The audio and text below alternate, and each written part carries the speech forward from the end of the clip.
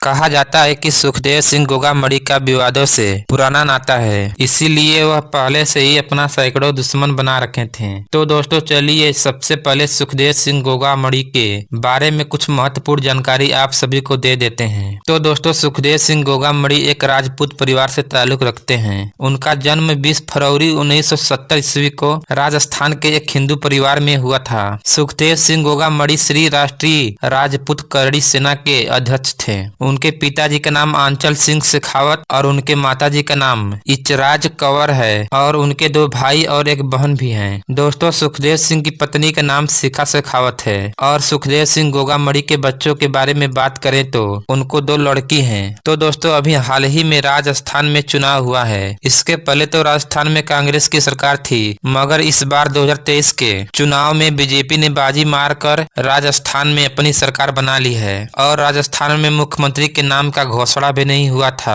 कि राजस्थान के चर्चित नेता सुखदेव सिंह गोगामड़ी की गोली मारकर हत्या कर दी गई। दोस्तों सुखदेव सिंह गोगामड़ी की हत्या 5 दिसंबर को राजस्थान के राजधानी रायपुर में दिन दहाड़े ही उनके घर में घुसकर कर दी गई। उस वक्त वह अपने घर में सोफे पर बैठकर फोन चला रहे थे, तभी अचानक हमलावर आए और उनके ऊपर गोलियों की बौछार कर दिए और वह उसी वक्त सोफे पर ही अपना दम तोड़ दिए। बताया जा रहा है कि जिस घर में सुखदेव सिंह गोगामड़ी की हत्या हुई है वह घर भी कब्जा किया हुआ घर था और उसी घर में उनकी हत्या कर दी गई। इस घटना से पूरे राजस्थान में सन्नाटा फैला हुआ है। दोस्तों पुलिस ने बताया है कि 3 हमलावरों ने मिलकर सुखदेव सिंह गोगामड़ी को मारा है, जिसमें से एक हमलावर को उसी वक्त ढेर कर दिया गया और 2 हमलावर बचकर निकल गए हैं, जिसकी तस्वीर घर में लगी सीसीटीवी कैमरे में कैद हो गई है और उनकी भी पहचान करके जल्द से जल्द उनको भी ढेर कर दिया जाएगा। तो दोस्तों सुखदेव सिंह गोगामड़ी 2023 में बहुजन समाजवादी पार्टी से चुनाव भी लड़ चुके हैं और उनको उस चुनाव में हार का सामना करना पड़ा था। तो दोस्तों आज की यह जानकारी बस इतना ही। अगर यह जानकारी आपको अच्छी लगी है तो मेरे इस चैनल को लाइक शेयर और सब्सक्राइब करना बिल्कुल नहीं भूलिएगा दोस्तों। तो मिलते हैं फिर किसी एक नई वीडियो के साथ, तब तक के लिए जय हिंद,